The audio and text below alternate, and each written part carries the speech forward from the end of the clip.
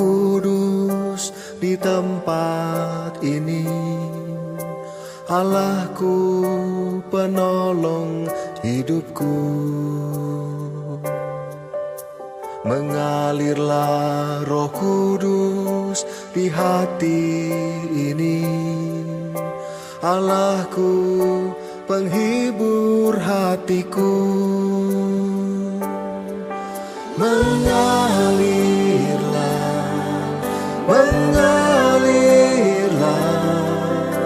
penuhi dan pulihkan hidupku ini. Mengalirlah,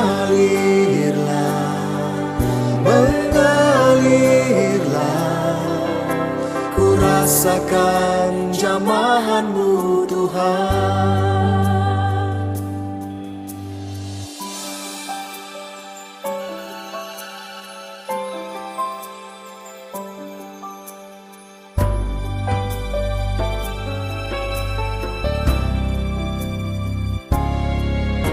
Mengalirlah Roh Kudus di tempat ini. Allahku, penolong hidupku. Mengalirlah Roh Kudus di hati ini. Allahku, penghibur hatiku.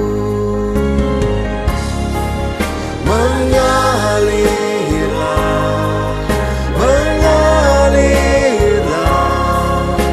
penuhi dan pulihkan hidupku ini. Mengalirlah,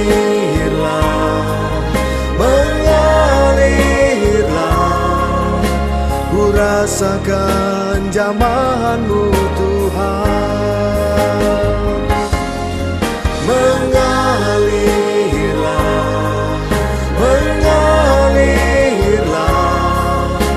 penuhi dan pulihkan hidupku ini. Mengalirlah,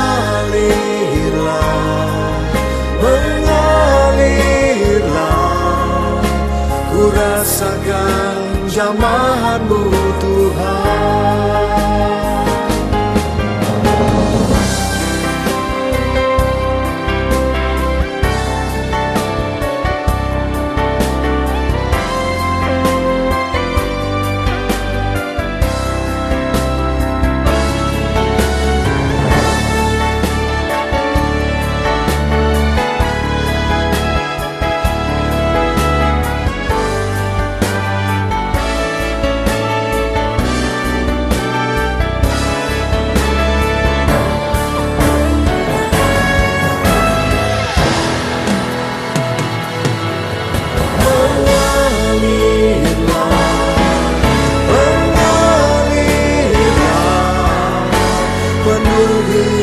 Dan pulihkan hidupku.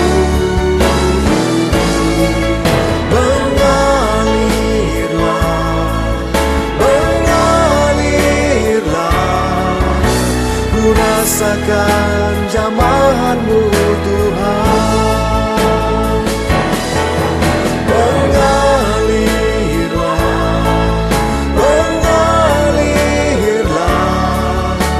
penuhi dan pulihkan hidupku ini. Mengalirlah,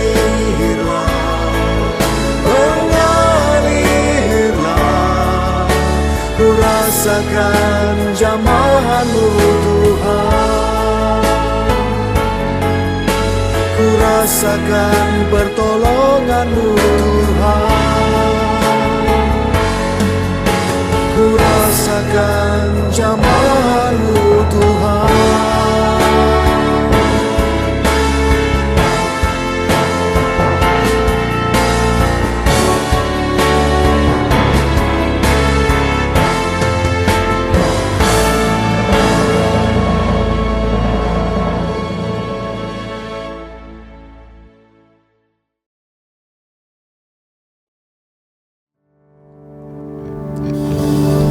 Shalom Bapak Ibu Saudaraku yang dikasihi dalam Tuhan Yesus Kristus.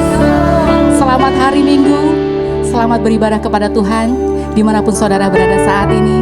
Mari kita sama-sama persiapkan hati untuk datang menyembah Tuhan, memberikan yang terbaik bagi Tuhan. Mari kita sama-sama menikmati hadirat Tuhan pada pagi hari ini. Mari kita satu di dalam doa. Bapa yang baik, kami sungguh bersyukur Tuhan buat hari yang dijadikan Tuhan pada pagi hari ini Tuhan Yesus. Kami sungguh bersyukur dan berterima kasih Tuhan, karena Engkau masih memberikan kami kesempatan untuk kami boleh datang menyembah, memuji Engkau, memberikan yang terbaik untuk kemuliaan-Mu. Kami percaya Tuhan Yesus, Engkau Allah kami yang hidup, hadir di tempat kami masing-masing pagi hari ini. Dan kami percaya Engkau yang akan menyatakan kasih-Mu bagi setiap kami pagi hari ini. Dan sinar kemuliaan Tuhan melingkupi setiap kami yang menyembah pada pagi hari ini. Haleluya.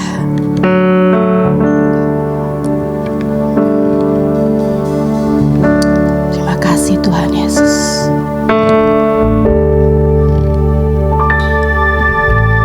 Sinar kemuliaan-Mu Bapa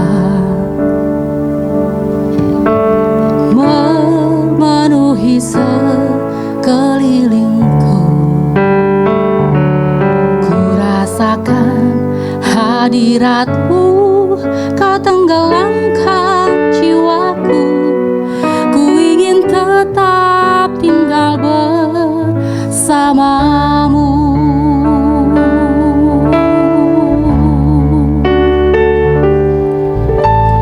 Sinar kemuliaan-Mu Bapa memenuhi sekelilingku. Ku rasakan hadirat-Mu, Kau tenggelamkan jiwaku. Ku ingin tetap tinggal bersama-Mu.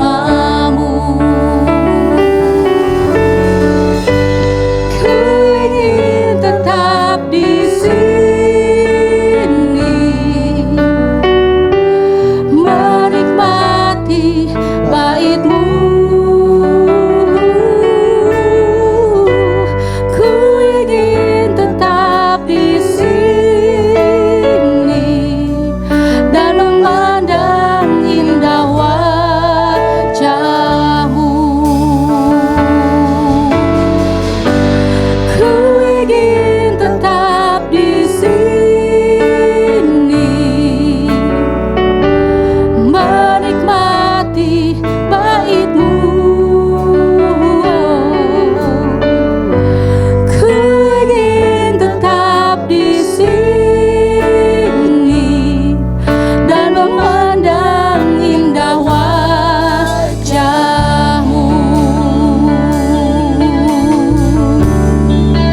Haleluya.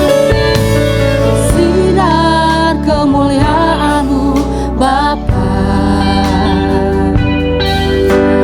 memenuhi sekelilingku. Ku rasakan hadirat-Mu, Kau tenggelamkan jiwaku. Ku ingin tetap tinggal bersama-Mu. Katakan ku ingin. Ku ingin tetap di sini, menikmati bait-Mu. Ku ingin tetap di sini dan memandang indah wajah-Mu. Ku ingin tetap di sini,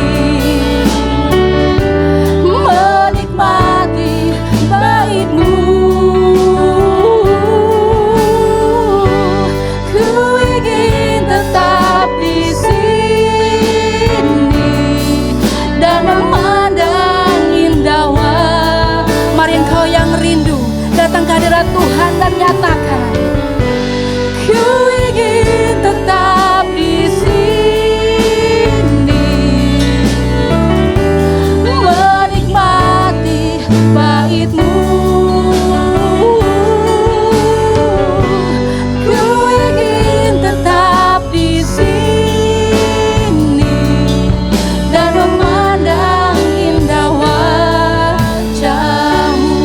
Mari engkau yang rindu dalam hadirat Tuhan katakan, ku ingin tetap di sini.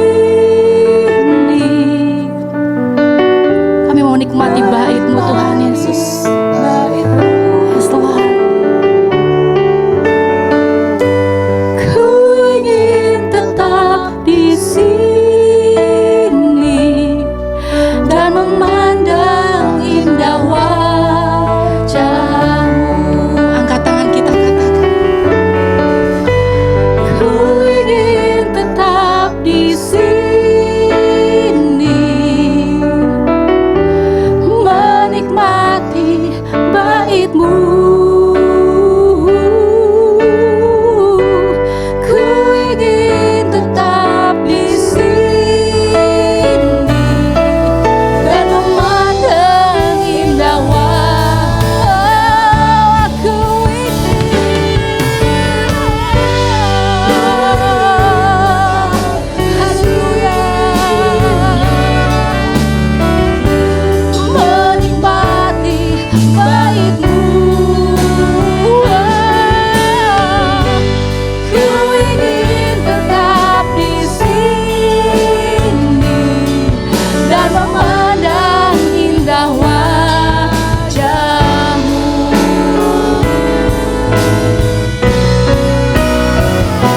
Oh Tuhan Yesus, kerinduan hatiku, mutiara tak ternilai harta milikku. Keindahan-Mu memudahkan dunia, di mataku Engkau Mari lebih lagi katakan, oh Tuhan Yesus, kerinduan hatiku, mutiara tak ternilai harta milikku. Keindahan-Mu memudahkan dunia, di mataku Engkau Mari angkat tangan kita katakan, oh Tuhan Yesus, Yesus. Inilah kerinduan setiap anak-anak-Mu Tuhan.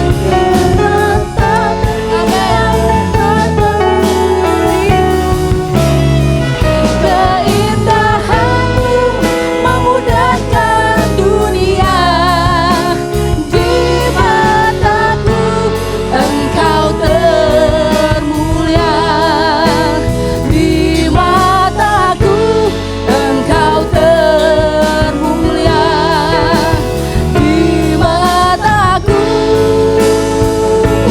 Engkau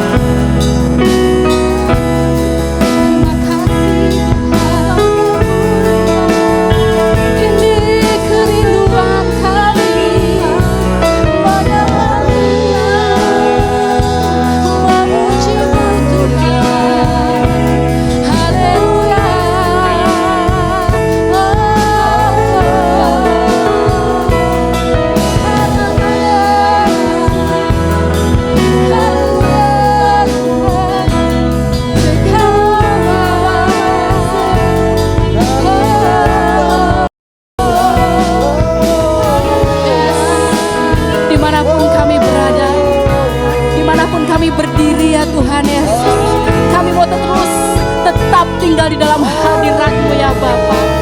Shikaralama ya Tuhan, haleluya. Bahwa kami terus masuk dalam hadirat-Mu Tuhan, tenggelamkan seluruh jiwa kami Tuhan Yesus. Shikaralama ya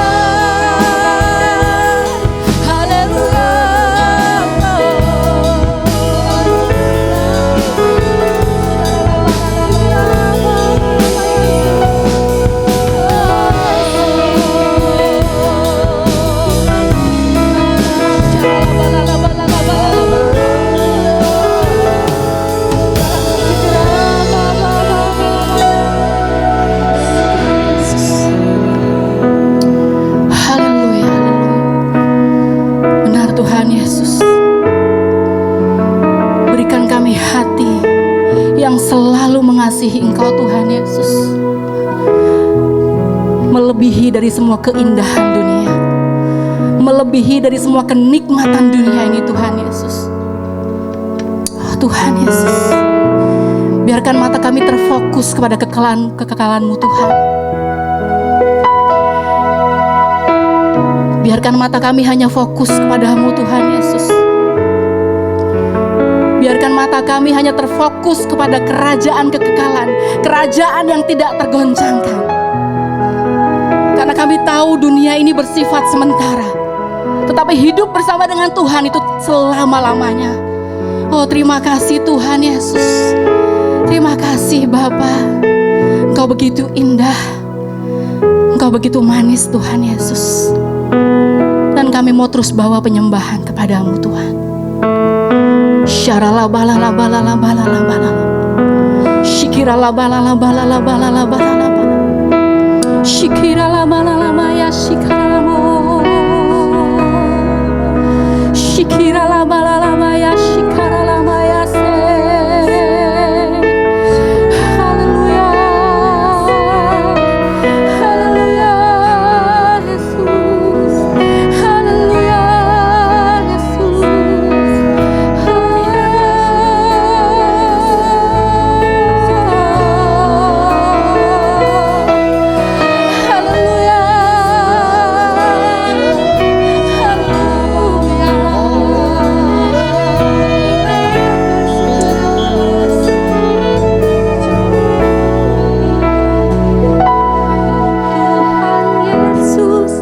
Kerinduan hatiku, mutiara tak ternilai, harta milikku. Keindahan-Mu memudarkan dunia. Di mataku Engkau termulia. Katakan, oh Tuhan Yesus, oh Tuhan Yesus, kerinduan hatiku, mutiara tak ternilai, harta milikku. Keindahan-Mu memudarkan dunia. Di mataku Engkau termulia. Oh Tuhan Yesus, kerinduan hatiku, mutiara tak ternilai, harta milikku. Keindahan-Mu memudarkan dunia. Di mataku Engkau termulia. Di mataku Engkau termulia. Di mataku Engkau termulia.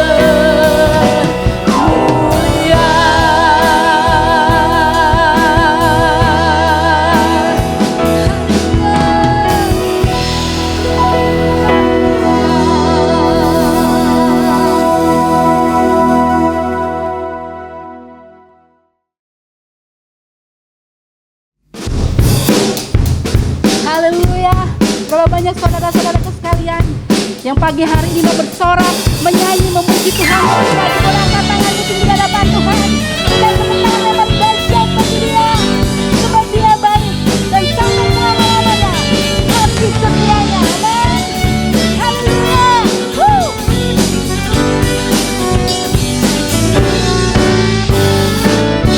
Dengan hati bersyukur masuk di hadirat-Mu, membawa pujian bagi-Mu Yesus. Ku memandang wajah-Mu, bersuka di depan-Mu, sambil menceritakan kasih-Mu. Ku mengangkat tanganku, bersorak-sorai bagi kebaikan-Mu. Engkau baik, sangat baik, kasih setia-Mu tak pernah berubah. Engkau baik. setiamu tak pernah berubah.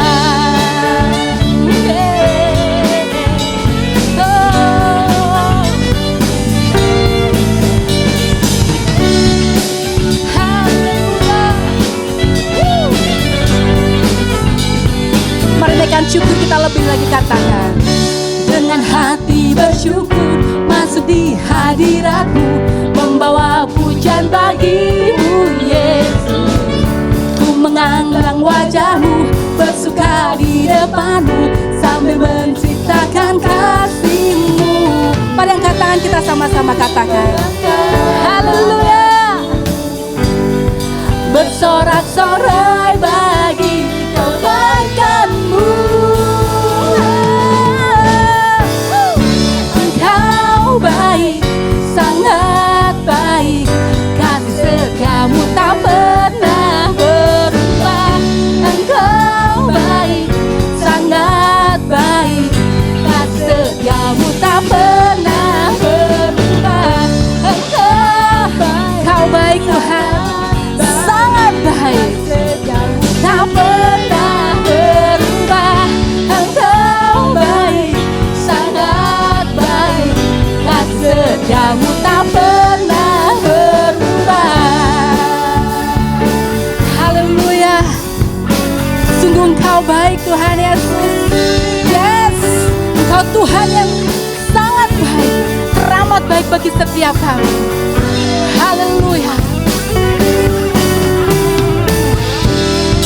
Ku mengangkat tanganku, bersorak-sorai bagi kebaikan. Haleluya. Engkau baik, sangat baik, kasih setiamu tak pernah berubah. Engkau baik, sangat baik, kasih setiamu tak pernah berubah. Engkau baik, sangat baik. Yes, haleluya.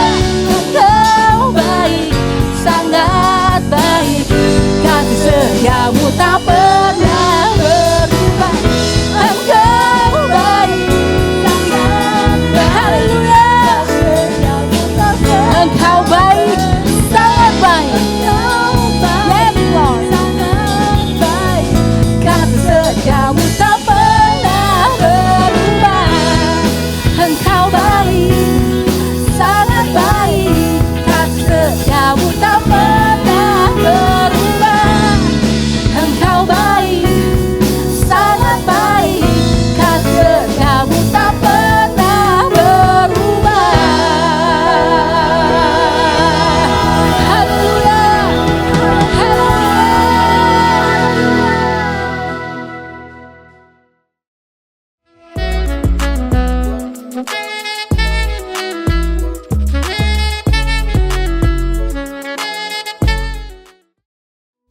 Shalom, jadwal kegiatan-kegiatan gereja dapat saudara temukan di media sosial gereja. Di Facebook page Gereja Bethany Indonesia Anointing of Ease, Instagram Bethany AOE Events, dan YouTube channel Bethany AOE Production. Segera follow, like, subscribe, dan share video-video yang ada, dan marilah kita menjadi saluran berkat. Online fellowship dapat Anda ikuti melalui Facebook page gereja setiap hari Senin sampai Sabtu pukul 7:30 malam atau jam 19.30 waktu Indonesia bagian Barat. Ibadah Minggu dapat Anda ikuti melalui YouTube channel Bethany AOE Production setiap hari Minggu jam 10 pagi.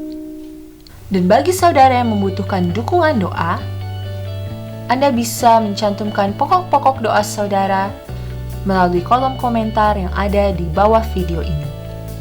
Tim doa kami rindu berdoa bagi Anda. Selanjutnya, kita sudah diberi banyak kemudahan dalam memberikan persembahan online. Persembahan dapat ditransfer ke rekening Bank Mandiri Gereja Bethany Indonesia atau dengan menggunakan QR Code melalui aplikasi GoPay OVO, Dana, atau link aja. Inilah cara memberikan persembahan melalui QR Code. Pertama, buka aplikasi yang Anda inginkan. Klik Pay atau Scan, lalu scan QR Code yang ada. Masukkan nominal yang Anda inginkan. Klik Confirm atau Pay,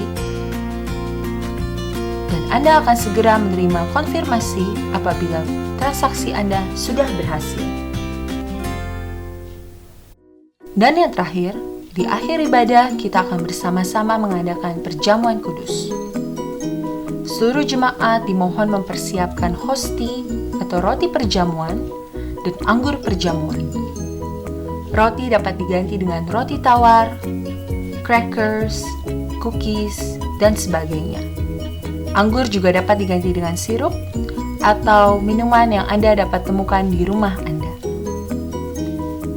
Mari kita bersama-sama mempersiapkan diri untuk beribadah, mengikuti praise and worship, mendengarkan dan mencatat khotbah yang disampaikan, dan mengikuti perjamuan kudus. Mari kita percaya akan ada sesuatu yang luar biasa yang terjadi pada hari ini. Selamat beribadah, Tuhan Yesus memberkati.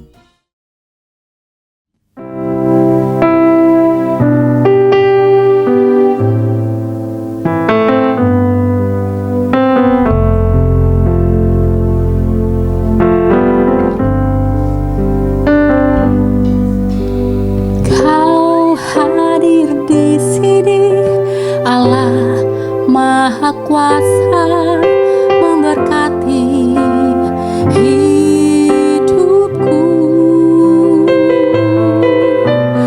Kau hadir di sini, Allah yang menyediakan.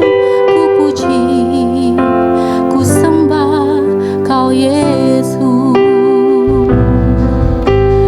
Kasih setiamu tak pernah berubah. Kau Allahku yang baik. Anugerah-Mu Yesus tak berkesudahan. Kau Allahku yang baik. Oh, Kau Allahku yang baik.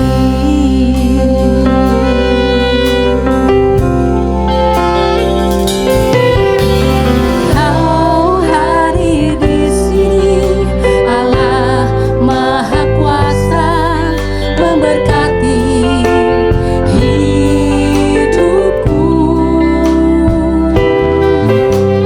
Kau hadir di sini, Allah yang menyediakan. Ku puji, ku sembah. Oh, kasih setiamu Tuhan. Kasih setiamu tak pernah berubah. Kau Allahku yang baik.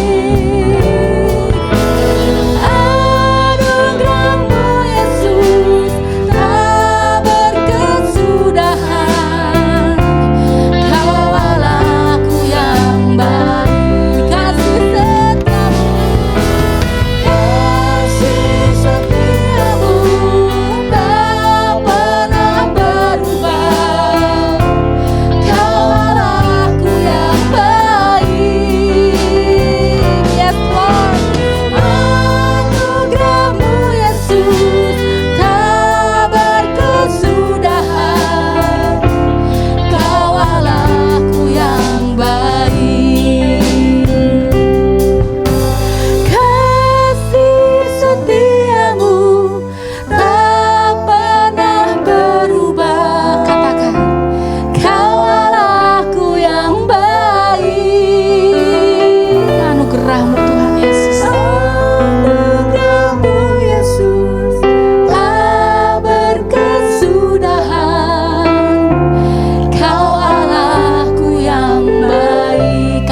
setiamu. Mari angkat tanganmu, katakan.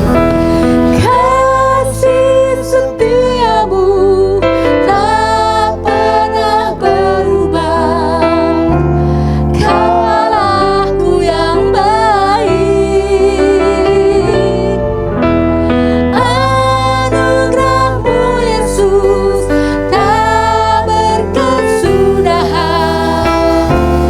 Kau Allahku yang baik. Kasih setiamu tak pernah berubah. Kau Allahku yang baik, Kau Allahku yang baik. Yang berhati-hati. Anugerahmu Yesus tak berkesudahan. Kau Allahku yang baik. Kau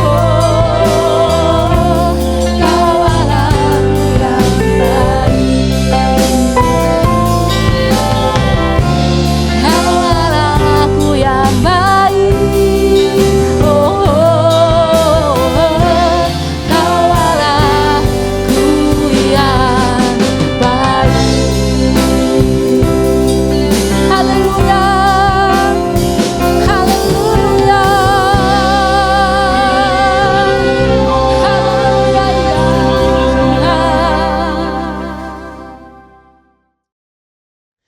Haleluya, puji Tuhan, kita sudah sama-sama memuji dan menyembah Allah kita. Dan saya percaya Tuhan bertahta di atas puji-pujian penyembahan umatnya. Dimanapun kita berada, roh Tuhan ada bersama dengan kita. Dan di dalam hadirat Tuhan, yang lemah dikuatkan, yang sakit disembuhkan, yang terikat dibebaskan. Bahkan yang membutuhkan jalan keluar pertolongan Tuhan, saya percaya kita mendapatkan jalan keluar pertolongan daripada Tuhan. Saudaraku yang dikasihi oleh Tuhan, tiba saatnya kita akan sama-sama merenungkan kebenaran firman Tuhan. Dan nanti kita akan bersama-sama juga bersekutu dengan tubuh dan darah Kristus melalui perjamuan kudus di minggu yang pertama ini. Nah, mari kita akan bersatu hati terlebih dahulu di dalam doa. Mari kita berdoa. Bapa, di dalam nama Tuhan Yesus Kristus, kami mengucap syukur buat kesempatan yang Tuhan berikan bagi kami di minggu yang pertama di bulan yang ke-9 ini. Tuhan, kami dapat beribadah bersama-sama meskipun secara online, tapi kami tahu Tuhan ada bersama-sama dengan kami. Dan kami sudah diberkati, kami sudah dikuatkan melalui kehadiran Tuhan sendiri. Dan saat ini kami rindu mendengarkan sabda firman-Mu. Karena itu berbicaralah kepada kami semua ya Tuhan. Urapilah hamba-Mu ini, urapi kami semua yang mendengarkannya, agar kami sama-sama diberkati oleh firman-Mu. Dan kami sudah memutuskan, kami bukan hanya menjadi pendengar-pendengar yang baik, tapi kami mau menjadi pelaku-pelaku firman Tuhan. Terpujilah nama Tuhan. Di dalam nama Tuhan Yesus Kristus kami berdoa. Haleluya. Sama-sama kita berkata, amin. Baiklah saudaraku yang dikasihi oleh Tuhan, kita jumpa kembali di dalam ibadah minggu yang pertama di bulan yang ke-9 2021. Sungguh satu anugerah bagi kita sekalian yang diberikan oleh Tuhan tentunya, kalau kita masih dapat beribadah bersama-sama. Meskipun kita melakukannya masih secara online, tapi tidak mengurangi sukacita dan damai sejahtera serta berkat-berkat Tuhan yang dicurahkan bagi setiap kita. Karena itu di dalam ibadah online pun mari tetap saudara fokus dengan Tuhan, serius dalam memuji dan menyembah Tuhan, berikan yang terbaik, berikan persembahan yang terbaik. Dan saya percaya melalui ibadah online sekalipun, semua kita diberkati oleh Tuhan. Berapa banyak tadi saudara memuji menyembah Tuhan, saudara terus fokus sama Tuhan, dan saudara merasakan lawatan jamahan dari Tuhan di tempat saudara berada. Berapa banyak yang sungguh merasakan hadirat Tuhan. Oh haleluya, haleluya. Boleh beri dulu tepuk tangan bagi Tuhan kita. Beri tepuk tangan yang dahsyat bagi Allah kita. Haleluya. Saudaraku yang dikasihi oleh Tuhan Yesus Kristus, saya ingin juga menyapa terlebih dahulu sahabat-sahabat yang baru pertama kali mengikuti ibadah melalui YouTube channel ini, yaitu Bethany AOE Production. Welcome, selamat datang. Saudara bukanlah orang asing, saudara adalah keluarga kami di dalam Tuhan Yesus Kristus. Dan karena itu saya juga menganjurkan saudara bisa memutar video-video yang ada di YouTube channel ini, baik itu pujian penyembahan, khotbah-khotbah, agar kita sama-sama dapat berakar, bertumbuh, dan berbuah bagi hormat kemuliaan nama Tuhan. Dan kalau saudara-saudara diberkati melalui video-video khotbah yang ada di YouTube channel ini, marilah jadi berkat bagi orang lain. Caranya saudara bisa sharekan video-video yang ada di YouTube channel ini kepada sahabat, kepada keluarga, kepada orang-orang yang membutuhkan pertolongan Tuhan. Amin, haleluya.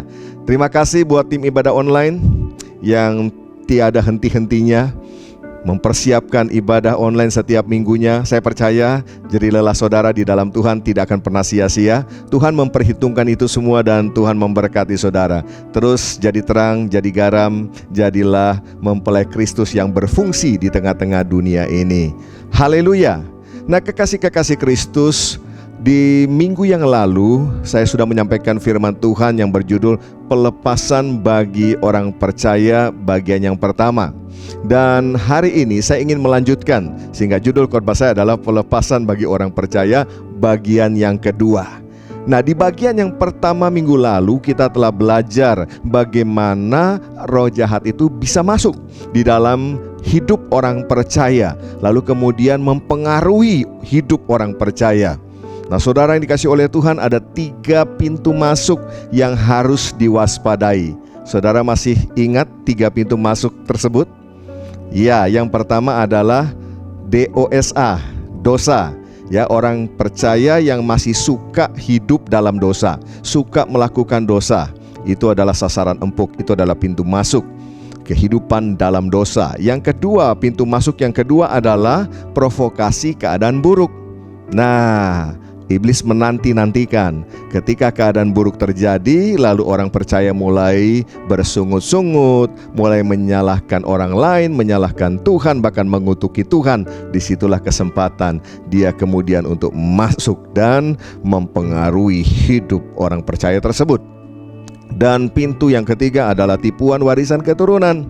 Ya, Bapak Ibu dikasih oleh Tuhan, masih banyak di antara orang percaya yang menganggap bahwa segala sesuatu itu ya diturunkan dari atas, dari orang tua, bahkan dari nenek moyang. Segala yang buruk terwariskan pada kita. Padahal di dalam Yesus, saudara dan saya adalah ciptaan baru. Yang lama sudah berlalu, sesungguhnya yang baru itu sudah datang.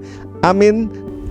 Bagi yang belum mendengarkan khotbah ini secara lengkap, mari saudaraku, setelah ibadah ini saudara dapat memutar video khotbah yang berjudul pelepasan bagi orang percaya bagian yang pertama, ada di YouTube channel ini. Bapak Ibu yang dikasih oleh Tuhan, kalau kita membaca di dalam kitab Injil, kita akan menemukan satu ketika Tuhan Yesus pergi ke bait Allah, lalu Tuhan Yesus membersihkan bait Allah. Ia menjungkir balikan meja-meja penukar uang. Ia mengusir para pedagang yang ada di situ. Ia tidak bernegosiasi dengan mereka. Ia langsung mengusir, membersihkan segala sesuatu yang mengotori dan yang merusak bait Allah. Dan Tuhan Yesus mengatakan firman yang menjadi dasar dari tindakannya tersebut. Mari kita buka di dalam Matius pasal yang ke-21 ayat yang ke-13. Dan berkata kepada mereka, ada tertulis. Artinya ini sebuah firman yang sudah disampaikan oleh Tuhan melalui para nabi. Ada tertulis, rumahku akan disebut rumah doa, tetapi kamu menjadikannya sarang penyamun. Nah, kekasih-kekasih Kristus, saya percaya kehendak Tuhan tidak berubah. Kehendak Tuhan tetap sama, yaitu agar kita semua sebagai bait Allah, bait Roh Kudus, kita menjadi rumah doa. Katakan bersama saya, rumah doa. Ya, tempat di mana Tuhan berdaulat, Tuhan bertahta, dan jelas bukan menjadi sarang penyamun. Apa itu penyamun? Ya, pencuri, perampok. Dan kalau kita baca di dalam firman Tuhan, siapa itu pencuri? Siapa itu yang merampok? Si iblis, si jahat. Bapak Ibu yang dikasih oleh Tuhan, ini sama dengan apa yang dituliskan di dalam kitab Efesus pasal 5 ayat yang ke-27. Kita sudah membacanya di minggu lalu, tapi saya rindu kita membacanya kembali.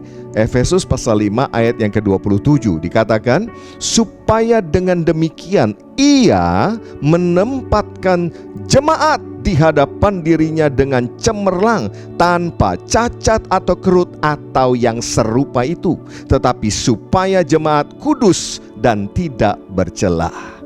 Ya, ingat saudara, Tuhan mau kita tidak bercacat celah.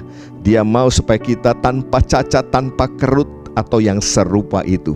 Tuhan mau supaya saudara dan saya kedapatan kudus dan tidak bercela. Yang mengerti berkatakan amin. Haleluya. Nah saudaraku, bagaimana kita bisa mengetahui bahwa seseorang itu membutuhkan yang namanya pelepasan? Ya, kita harus tahu kan, bagaimana kita bisa mengetahui bahwa seseorang atau mungkin kita membutuhkan pelepasan. Nah, yang pertama tentu dengan karunia membedakan roh. Bapak Ibu dikasih oleh Tuhan, Tuhan mengaruniakan karunia untuk membedakan roh. Ini sebagai salah satu dari 9 karunia Roh Kudus yang dilepaskan oleh Tuhan bagi gerejanya untuk memperlengkapi pelayanan di muka bumi ini. Nah, tentu saja saudaraku, namanya karunia ini adalah pemberian sesuai dengan kehendak daripada pemiliknya. Ya, artinya Tuhan sebagai pemilik daripada karunia bebas memberikan kepada siapapun. Tujuannya jelas, memperlengkapi pelayanan gerejanya. Di mana? Di muka bumi ini. Nah, mari kita baca di dalam 1 Korintus pasal yang ke-12 ayat yang ke-10. Dikatakan, kepada yang seorang roh huruf besar ya, roh memberikan kuasa untuk mengadakan mujizat, dan kepada yang lain ia memberikan karunia untuk bernubuat, dan kepada yang lain lagi ia memberikan karunia untuk membedakan bermacam-macam roh. Kepada yang seorang ia memberikan karunia untuk berkata-kata dengan bahasa roh, dan kepada yang lain ia memberikan karunia untuk menafsirkan bahasa roh itu. Nah, perhatikan baik-baik, di sini ada kalimat membedakan bermacam-macam roh. Jadi dengan sangat tegas Alkitab atau firman Tuhan memberitahukan kepada saudara ya, bahwa ada begitu banyak macam-macam roh di dunia ini. Nah, ini adalah cara yang pertama. Ketika Tuhan memberikan karunia untuk membedakan roh, maka seseorang dapat mengetahui ya, apakah seseorang itu perlu dilepaskan atau tidak. Nah, cara yang kedua bagaimana? Cara yang kedua dengan cara mendiagnosa gejala-gejalanya. Bapak Ibu dikasih oleh Tuhan, pada umumnya orang yang dikuasai oleh roh jahat itu ada gejala-gejala yang muncul, yang kelihatan saudaraku. Ya, satu ketika Tuhan Yesus didatangi oleh seorang perempuan Yunani dari bangsa Siro-Fenisia. Lalu perempuan ini memohon kepada Tuhan Yesus agar Tuhan Yesus mengusir setan yang ada pada anaknya. Nah, pertanyaannya, kok perempuan itu bisa tahu kalau anaknya dirasuk setan? Kok perempuan itu tahu kalau anaknya dirasuk oleh roh jahat? Ya, tentu saja dari gejala-gejala yang muncul dari anak tersebut. Maka itu ibu tersebut tahu bahwa anaknya dirasuk oleh roh jahat dan butuh pelepasan. Makanya dia datang kepada Yesus. Nah, coba kita baca dalam Markus pasal yang ke-7 ayat yang ke-24 sampai dengan ayat yang ke-30. Lalu Yesus berangkat dari situ dan pergi ke daerah Tirus. Ia masuk ke sebuah rumah dan tidak mau bahwa ada orang yang mengetahuinya. Tetapi kedatangannya tidak dapat dirahasiakan. Malah seorang ibu yang anaknya perempuan kerasukan roh jahat, ya, garis bawah itu ya, kerasukan roh jahat, segera mendengar tentang dia lalu datang dan tersungkur di depan kakinya.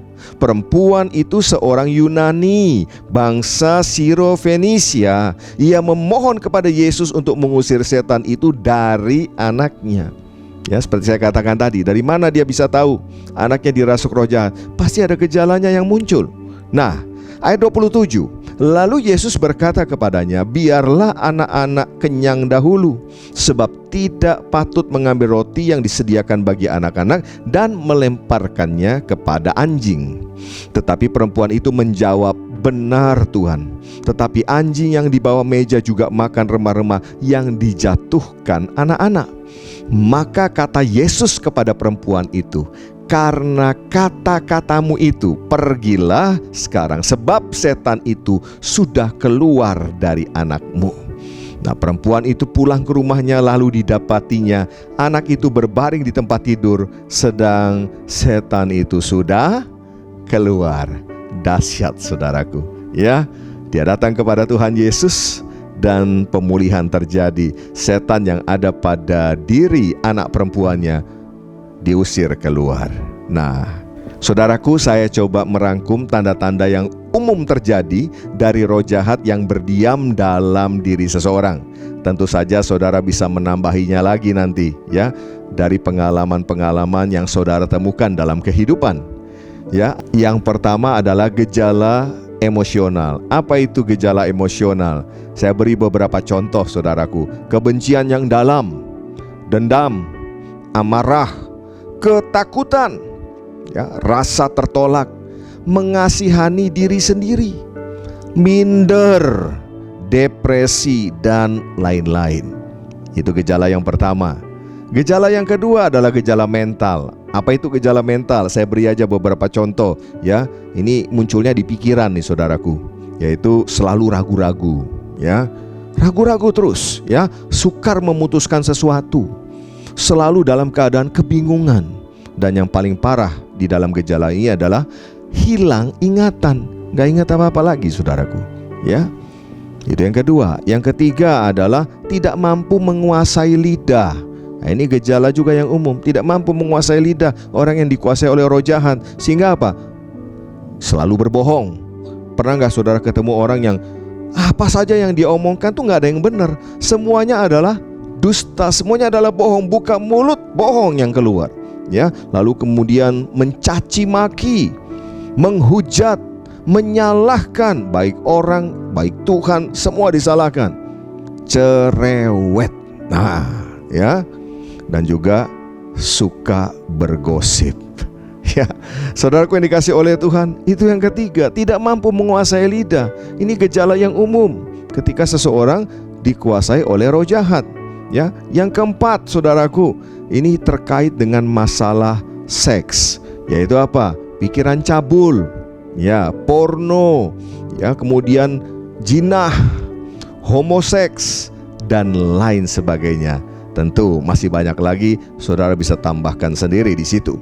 Ya, tanda yang lain lagi adalah kecanduan atau bahkan menjadi budak, ya, dari alkohol, nikotin, obat-obatan, ganja, bahkan makanan saudaraku. Ya, orang yang terikat, tergila-gila dengan yang namanya makanan terus saudaraku. Ya, begitu juga dengan judi dan lain sebagainya. Saudara bisa tambahkan lagi di sana. Tanda yang keenam adalah kelemahan jasmani. Nah, Bapak Ibu yang dikasih oleh Tuhan, ini penting saudaraku, ya. Kelemahan tubuh atau sakit ternyata ada juga yang diakibatkan oleh roh jahat, ya. Jadi ingat ya, tidak semua kelemahan tubuh atau sakit itu pasti akibat roh jahat, tetapi ada yang diakibatkan oleh roh jahat. Jadi di sini kita harus benar-benar teliti, kita harus benar-benar mencermati saudaraku. Ya, ada orang yang sakit memang karena kesalahan diri sendiri, kan ada. Contohnya salah dalam gaya hidup. Ya, gaya hidup yang salah. Oh, suka begadang. Misalnya akhirnya sakit. Padahal kita sudah tahu, ya. Begadang boleh saja kalau ada perlunya. Ya, tapi kalau nggak ada perlunya, dilakukan terus-menerus, ya badannya akan hancur dan sakit pada akhirnya. Ada juga yang malas berolahraga, ya. Mentang-mentang saat ini harus istirahat di rumah karena PPKM, lalu kemudian juga tidak berolahraga sama sekali. Gaya hidup yang salah. Akhirnya muncul semua penyakit datang dalam orang itu. Nah, ada juga karena kurang istirahat, terlalu forsir dalam bekerja, ya, atau forsir dalam main game, ya, atau forsir dalam melakukan hal yang lain, akhirnya tidak beristirahat dengan benar dan cukup. Ya, otomatis badan menjadi sakit. ya, atau mungkin dari pola makan yang salah, dan masih banyak lagi. Ada banyak kan penyebab dari kelemahan tubuh dan sakit penyakit. Tetapi ternyata harus kita sadari juga ada yang diakibatkan oleh roh jahat. Nah, coba kita baca Lukas pasal yang ke-13 ayat yang ke-31. Di situ ada seorang perempuan yang telah 18 tahun dirasuk roh, sehingga ia sakit sampai bungkuk punggungnya dan tidak dapat berdiri lagi dengan tegak. Ya, lihat ini saudara, orang yang dirasuk 18 tahun. Nah, perhatikan ayat yang ke-16. Coba kita baca. Perhatikan di sini jawaban Tuhan Yesus kepada kepala rumah ibadat yang saat itu gusar atau marah karena Tuhan Yesus menyembuhkan perempuan itu. Kita baca ya. Bukankah perempuan ini yang sudah 18 tahun diikat oleh iblis harus dilepaskan dari ikatannya itu karena ia adalah keturunan Abraham? Perhatikan saudara, sangat jelas perempuan ini diikat oleh iblis. Yesus sendiri yang mengatakan akan hal ini. Dan orang ini 18 tahun sakit saudaraku, sampai bungkuk, sampai tidak dapat berdiri lagi dengan tegak. Jadi mari saudaraku, kalau kita menemukan orang yang sedang mengalami sakit, ya, kita coba periksa. Ya, belum tentu memang oleh roh jahat, bisa aja karena gaya hidup yang salah dan lain sebagainya. Tapi jangan menutup kemungkinan orang ini ternyata dikuasai, diikat oleh roh jahat. Ya, itu maksud daripada pengajaran ini. Nah, contoh lain lagi penyakit yang disebabkan oleh iblis dalam peristiwa Ayub. Nah, iblis adalah sumber penyakitnya kan? Kalau kita lihat di dalam Ayub pasal 2 ayat yang ke-7 dikatakan, kemudian iblis pergi dari hadapan Tuhan, lalu ditimpanya Ayub dengan bara yang busuk dari telapak kakinya sampai ke batu kepalanya. Lihat, penyakit yang disebabkan oleh roh jahat, oleh iblis. Baik saudaraku, itu yang kedua. Bagaimana kita bisa mengetahui bahwa seorang itu butuh pelepasan? Ya, yang pertama dengan karunia membedakan roh, yang kedua melihat dari gejala-gejalanya, mendiagnosa gejala-gejalanya. Yang ketiga adalah orang yang melakukan pemujaan roh. Nah, tidak asing kan bagi kita yang tinggal di Indonesia mendengar orang-orang yang melakukan pemujaan roh dengan maksud mendapatkan kekayaan, dengan maksud untuk mendapatkan kekuatan, kekebalan, dengan maksud untuk mendapatkan ketenaran dan lain sebagainya. Nah, dalam firman Tuhan sudah jelas dikatakan segala macam cara untuk memperoleh kekuatan, hikmat, kuasa di luar daripada Tuhan itu adalah kekejian di mata Tuhan. Ayo kita buka Ulangan 8 ayat yang ke-10 sampai dengan ayat yang ke-12. Dikatakan, di antaramu janganlah didapati seorang pun yang mempersembahkan anaknya laki-laki atau anaknya perempuan sebagai korban dalam api, ataupun seorang yang menjadi petenung, seorang peramal, seorang penelaah, seorang penyihir, seorang pemantra, ataupun seorang yang bertanya kepada arwah atau kepada roh peramal, atau yang meminta petunjuk kepada orang-orang mati. Sebab setiap orang yang melakukan hal-hal ini adalah kekejian bagi Tuhan, dan oleh karena kekejian-kekejian inilah Tuhan Allahmu menghalau mereka dari hadapanmu. Ya, jadi jelas orang-orang yang memuja roh-roh jahat, ya, ini adalah orang-orang yang butuh dilepaskan. Yang terakhir, yang keempat adalah orang yang mengikuti ajaran-ajaran sesat. Ya, kita buka ayatnya ya. 1 Timotius pasal yang keempat ayat yang pertama. Dikatakan, tetapi roh, yaitu Roh Kudus, dengan tegas mengatakan bahwa di waktu-waktu kemudian ada orang yang akan murtad lalu mengikuti roh-roh penyesat dan ajaran setan-setan. Perhatikan Bapak Ibu dikasih oleh Tuhan, ya, ajaran sesat di sini, ya, bukan berbicara tentang agama lain loh saudara. Ya, jangan salah mengerti. Tetapi ini berbicara tentang berbagai macam aliran-aliran bahkan yang ada di dalam kekristenan yang menjauhkan orang dari kebenaran firman.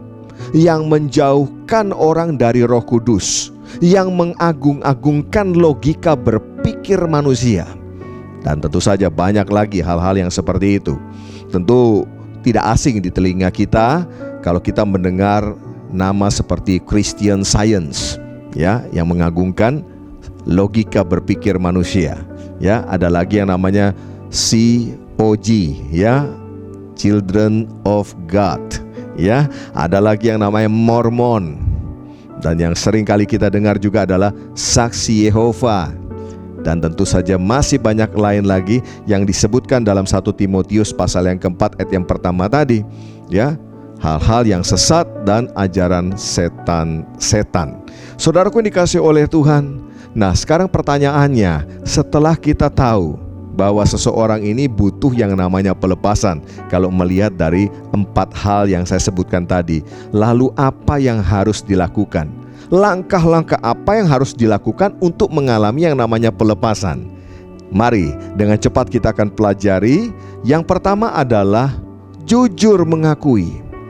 Saudaraku yang dikasihi oleh Tuhan, ini adalah langkah pertama. Jujur kepada Tuhan dan jujur kepada diri sendiri.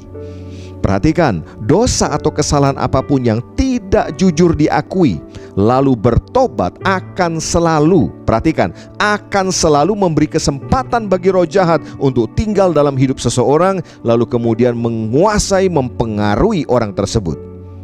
Kendala orang mau jujur biasanya adalah kesombongan, rasa malu, harga diri, dan lain sebagainya. Nah, saya anjurkan, mintalah kepada Tuhan untuk menunjukkan atau menyingkapkan kepada kita, ya, sehingga kita bisa jujur di hadapan Tuhan.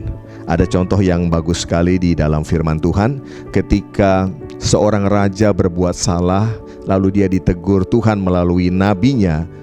Dia tidak bersilat kata, dia tidak berbantah-bantahan dengan nabi tersebut. Dia langsung mengakuinya, dan akibatnya hidupnya kemudian dipulihkan. Siapa dia? Raja Daud. Ya, kalau kita baca dalam Mazmur 51, ini contoh daripada doa seorang yang begitu jujur. Ya, jujur kepada Tuhan, jujur kepada dirinya sendiri. Kita baca mulai ayat yang pertama.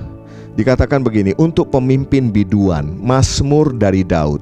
Ketika Nabi Nathan datang kepadanya setelah ia menghampiri Betsheba. Kasihanilah aku ya Allah menurut kasih setiamu, hapuskanlah pelanggaranku menurut rahmatmu yang besar.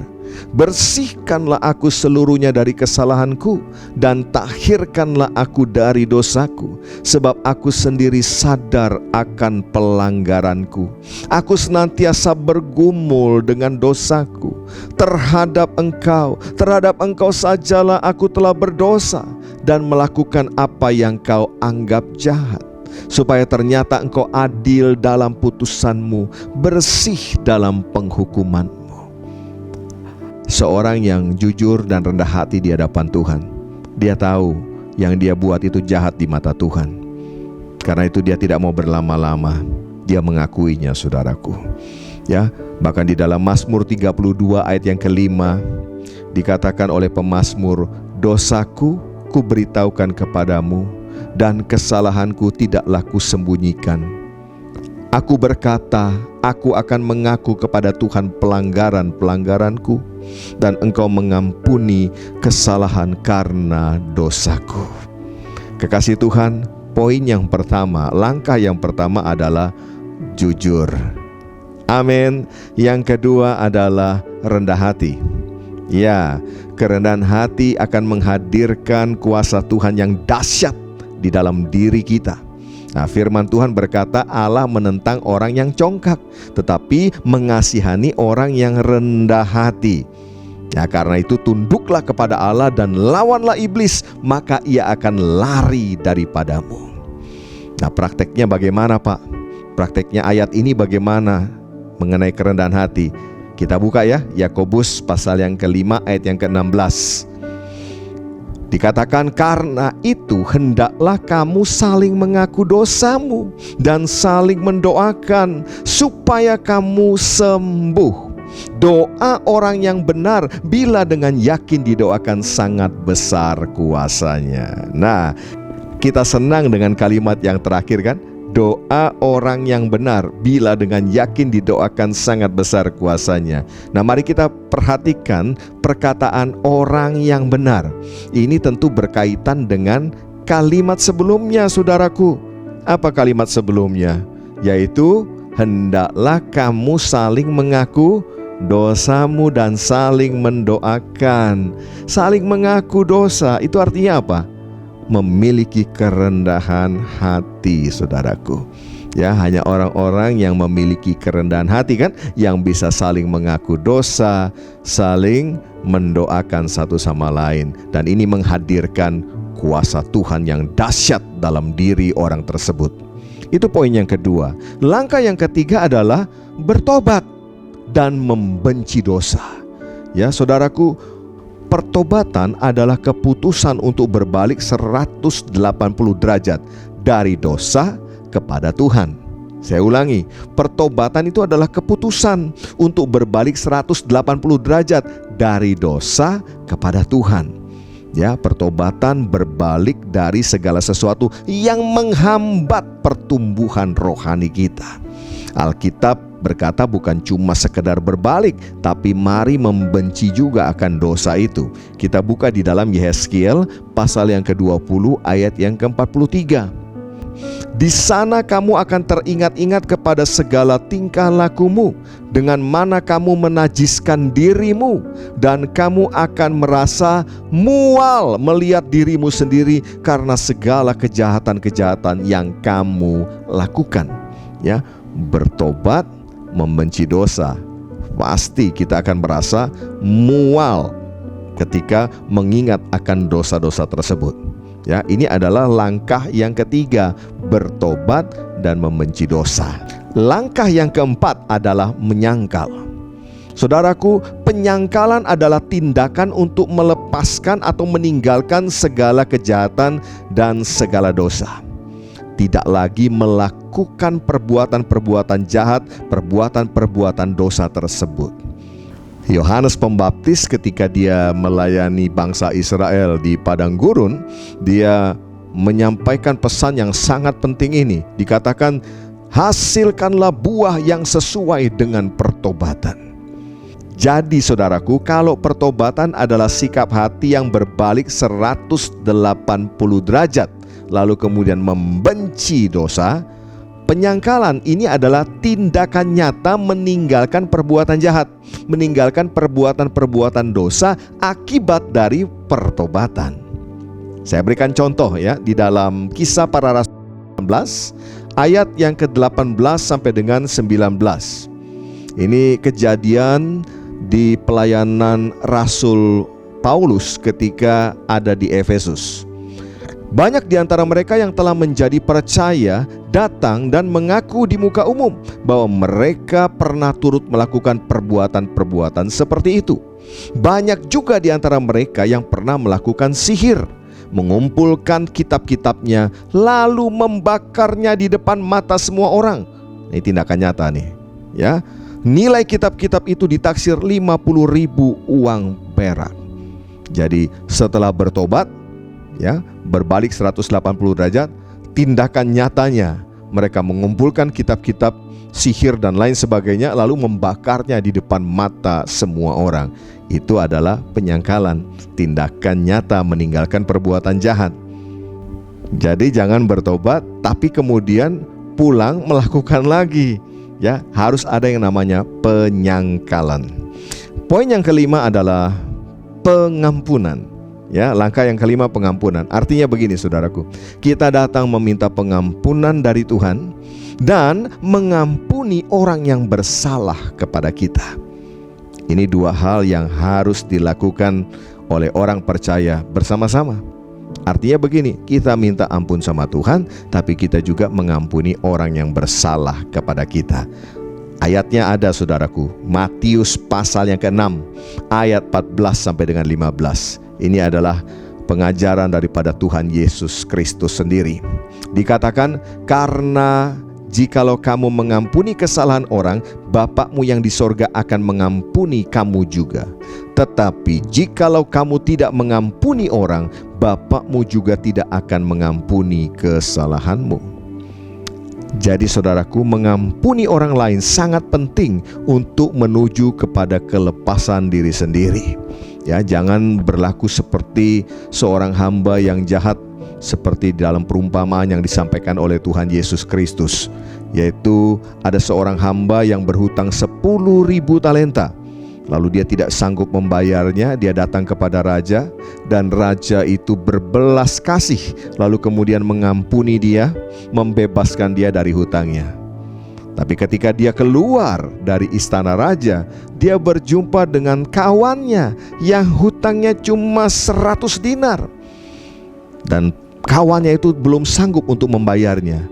Hamba yang jahat ini kemudian menjebloskan kawannya itu ke dalam penjara. Akhirnya raja itu tahu apa yang dilakukan oleh hamba yang tadinya sudah dia ampuni. Dan ini akhirnya yang diterima. Hamba itu kemudian diambil, lalu kemudian dihukum oleh sang raja. Dia tidak mengampuni, maka dia pun tidak diampuni.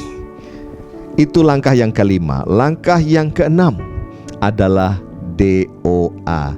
Doa, ya. Berdoa khusus minta kepada Tuhan untuk membebaskan, melepaskan dalam nama Yesus. Ingat kekasih Kristus, hanya Tuhan yang dapat membebaskan dan melepaskan orang dari kuasa gelap. Hanya Tuhan yang dapat membebaskan dan melepaskan seseorang dari ikatan kuasa roh jahat. Di dalam Yoel pasal yang kedua ayat yang ke-32 dikatakan, dan barang siapa yang berseru kepada nama Tuhan akan diselamatkan, sebab di Gunung Sion dan di Yerusalem akan ada keselamatan, seperti yang telah difirmankan Tuhan, dan setiap orang yang dipanggil Tuhan akan termasuk orang-orang yang terlepas.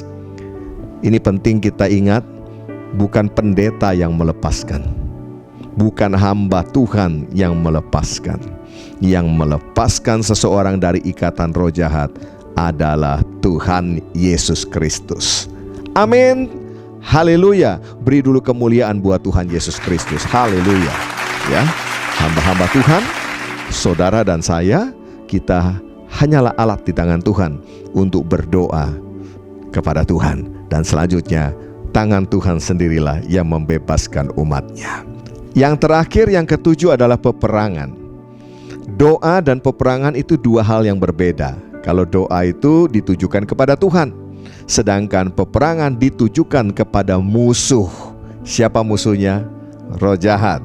Ya, dan peperangan kita tentu saja bukan secara jasmani, tetapi secara rohani. Di dalam Yakobus pasal 4 ayat yang ke-7 dikatakan, karena itu tunduklah kepada Allah dan lawanlah iblis, maka ia akan lari daripadamu.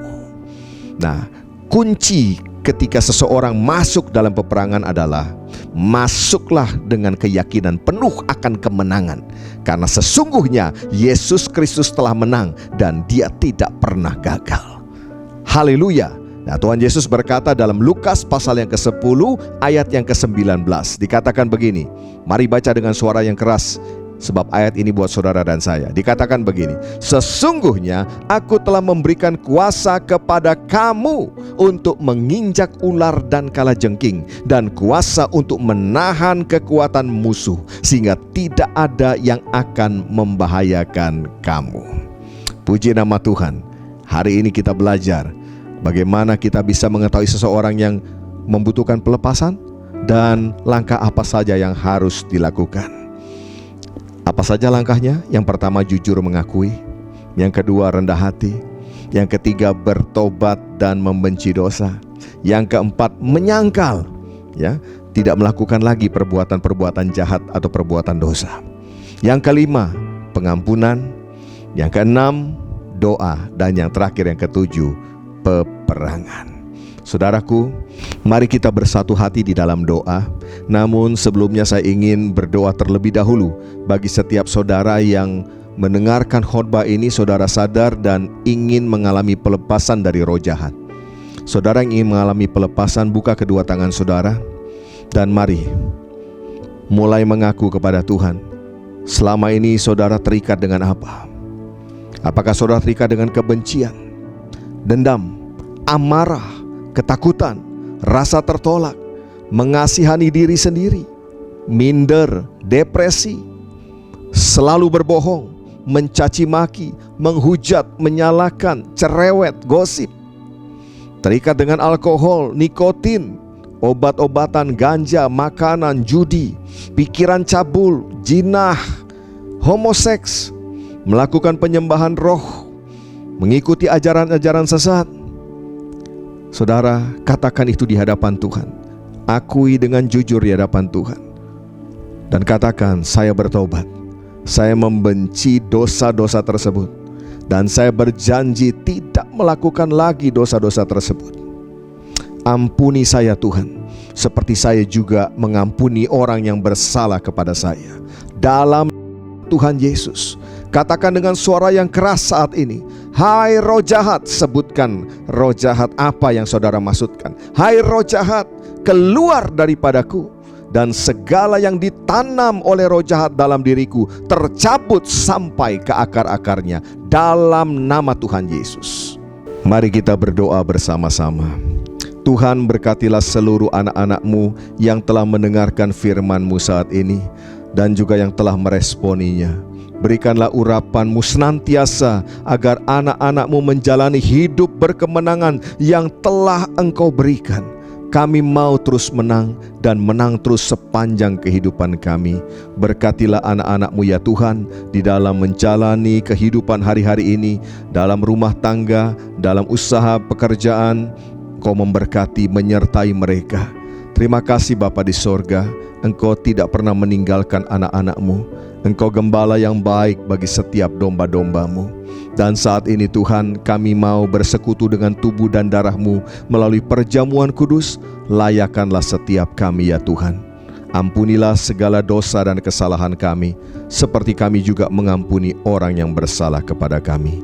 Kami masuk perjamuan kudus di dalam nama Bapa, Anak dan Roh Kudus, yaitu Tuhan Yesus Kristus. Amin. Mari saudaraku, persiapkan hosti dan anggur saudara untuk kita masuk dalam perjamuan kudus. Apabila saudara tidak memiliki hosti ataupun anggur perjamuan, saudara dapat menggantinya dengan apa yang ada pada saudara. Saudara bisa mengganti dengan biskuit, dengan roti, ataupun dengan sirup, air teh maupun air putih. Dan saya percaya kita sama-sama meyakini bahwa kita sedang bersekutu dengan tubuh dan darah Tuhan Yesus sendiri. Mari saudaraku dikasih oleh Tuhan, kita angkat roti kita tinggi-tinggi di hadapan Tuhan. Saudara-saudaraku yang dikasih oleh Tuhan, apa yang aku teruskan kepadamu telah aku terima dari Tuhan, yaitu Tuhan Yesus pada waktu malam sebelum ia diserahkan mengambil roti. Ia mengucap syukur atasnya, lalu memecah-mecahkan serta berkata, inilah tubuhku yang diserahkan bagimu. Perbuatlah ini setiap kali engkau memakannya menjadi peringatan akan aku. Saudaraku yang dikasih oleh Tuhan Yesus Kristus, bukankah roti yang kita angkat tinggi-tinggi di hadapan Tuhan, yang kita pecah-pecahkan ini adalah persekutuan kita dengan tubuh Kristus? Amin. Mari kita makan bersama dalam nama Tuhan Yesus. Yesus, terima kasih buat karya-Mu.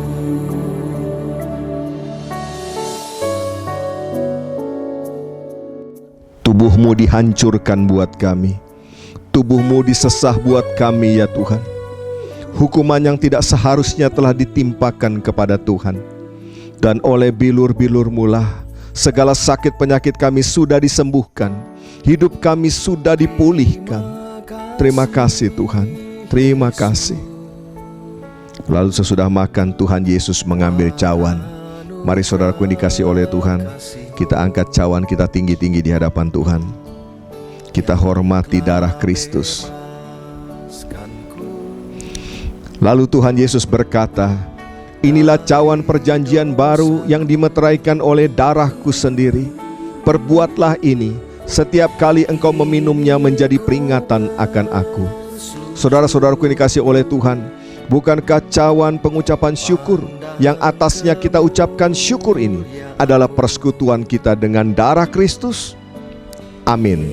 Mari kita minum bersama dalam nama Tuhan Yesus. Buat karyamu,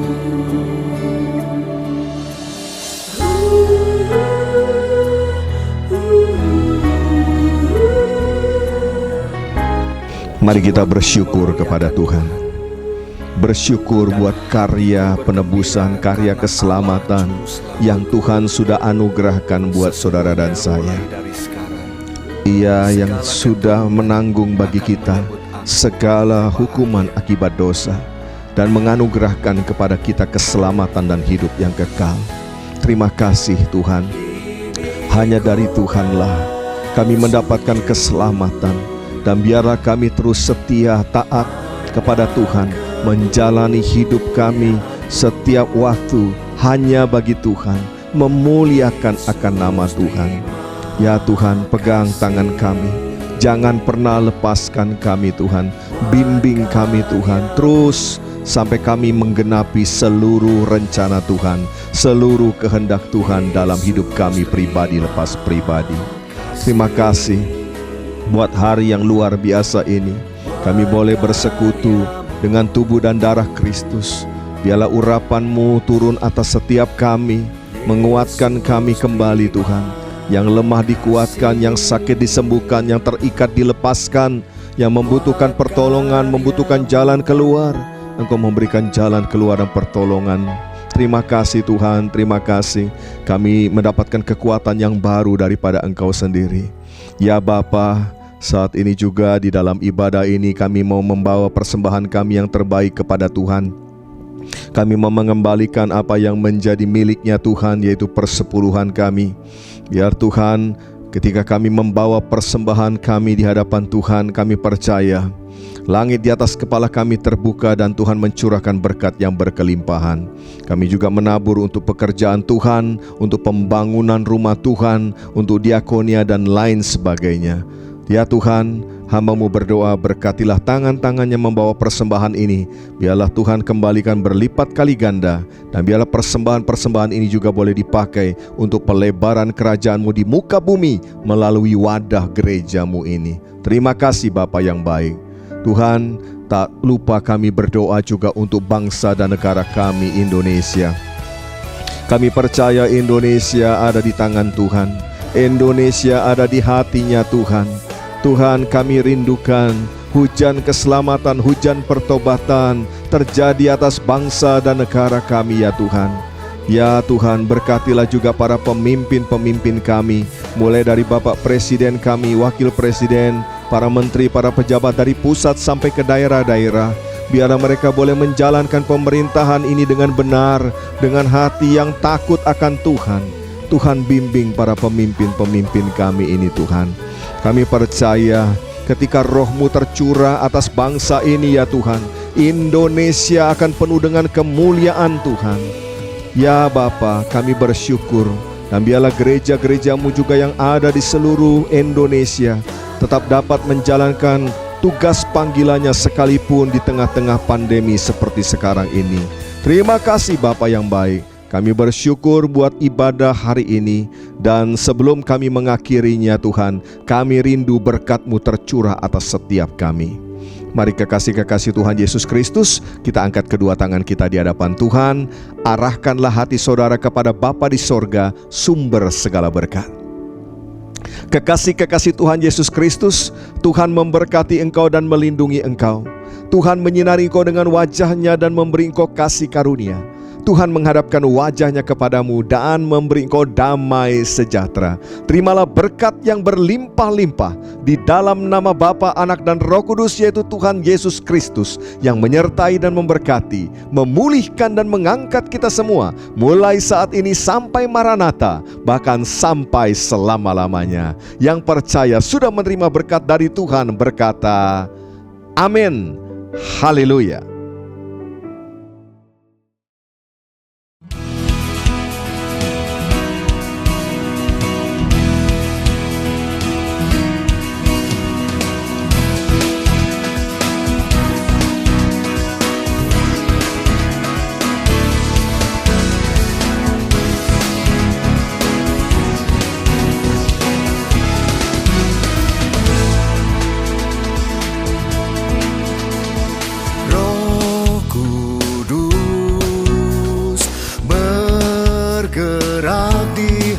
hati, berkuasa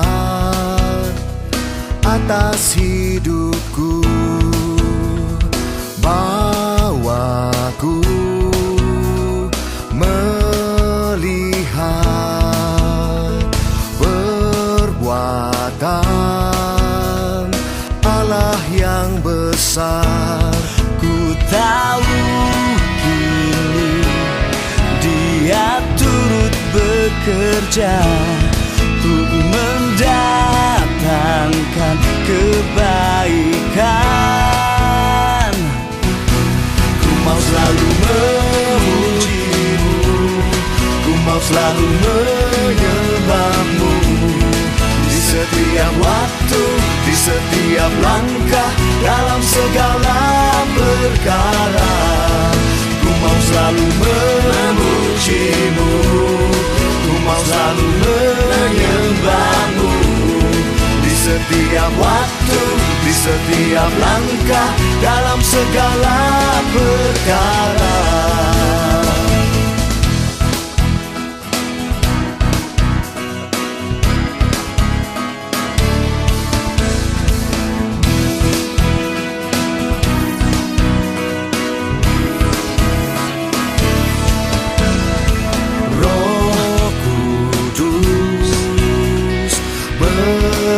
Bergerak di hati, berkuasa atas hidupku. Bawaku melihat perbuatan Allah yang besar. Ku tahu bekerja untuk mendatangkan kebaikan. Ku mau selalu memuji-Mu, ku mau selalu menyembah-Mu. Di setiap waktu, di setiap langkah, dalam segala perkara. Ku mau selalu memuji-Mu, ku mau selalu menyembah-Mu. Di setiap waktu, di setiap langkah, dalam segala perkara.